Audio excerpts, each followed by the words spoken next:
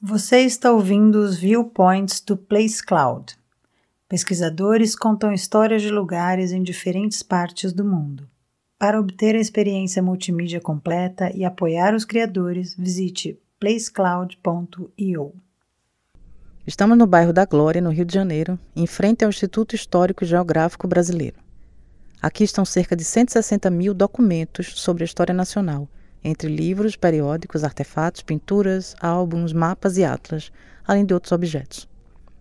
Parte desse acervo é muito importante para compreender o nosso passado colonial. Por 24 anos, entre 1630 e 1654, o Brasil esteve sob o domínio de 2 colonizadores. O sul do país era colônia de Portugal desde 1500, enquanto o norte vivia uma colonização privada, gerida pela Companhia das Índias Ocidentais, em nome do governo da Holanda.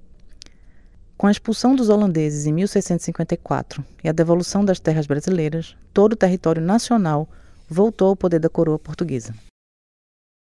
A independência do Brasil só aconteceu em 1822, quando o príncipe português Dom Pedro I, residente aqui no Rio de Janeiro, decretou a separação entre Brasil e Portugal. É bom que se diga, no entanto, que essa independência foi bem relativa, já que seu pai, Dom João VI, era o monarca em Lisboa.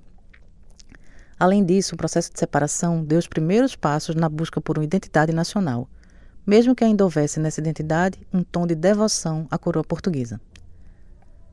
No início do século XIX, as primeiras comitivas artísticas e científicas brasileiras foram criadas.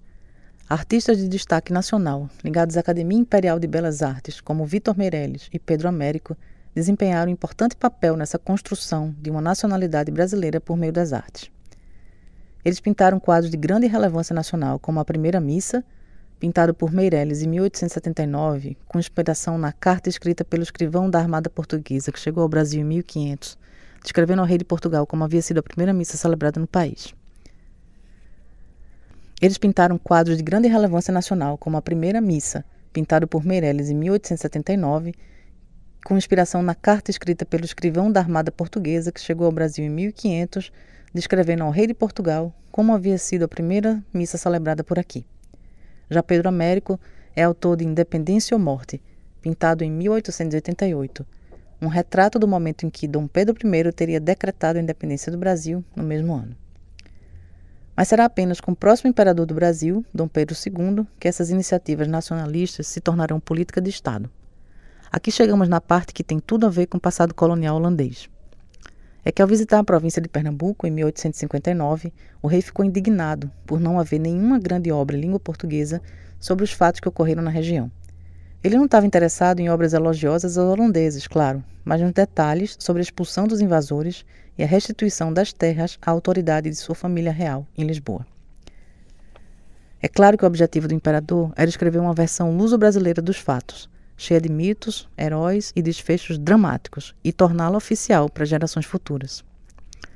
Para isso, destinou dinheiro público para que o diplomata Joaquim Caetano da Silva compilasse documentos em arquivos europeus sobre a presença holandesa no Brasil.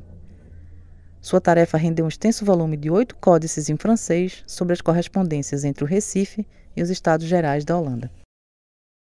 O imperador do Brasil já conhecia a obra do holandês Gaspar Barlel sobre os supostos feitos do conde Maurício de Nassau entre 1637 e 1644. Mas ao chegar em Pernambuco, tomou conhecimento das obras de cronistas portugueses que viveram no século XVII. De volta ao Rio, capital federal à época, encarregou o Visconde de Porto Seguro de contar a história da expulsão dos holandeses e instituiu que os pesquisadores do Instituto Histórico e Geográfico Brasileiro, criado por ele em 1838, deveriam ser os responsáveis por escrever a História Nacional Oficial. A versão contada pelos pesquisadores do Instituto Histórico consagrava os heróis da restauração pernambucana, como é chamado o período de batalhas contra os holandeses, entre 1644 e 1654, criando o mito da união das 3 raças, segundo o qual brancos, negros e indígenas se uniram para expulsar o invasor estrangeiro. Mas a visão racializada dos fatos concedeu os louros da vitória ao português João Fernandes Vieira e ao brasileiro filho de portugueses André Vidal de Negreiros, ambos brancos. Um destaque bem menor foi dado às lideranças militares de tropas consideradas subalternas, entre eles o oficial negro Henrique Dias e o indígena Felipe Camarão. O Visconde de Porto Seguro publicou um livro intitulado Histórias das Lutas com os Holandeses no Brasil, às vésperas da Guerra do Brasil contra o Paraguai, entre 1864 e 1870, assumindo definitivamente o objetivo político de convencer os patriotas de que os brasileiros já haviam derrotado antes um inimigo melhor armado e eram capazes de fazer de novo.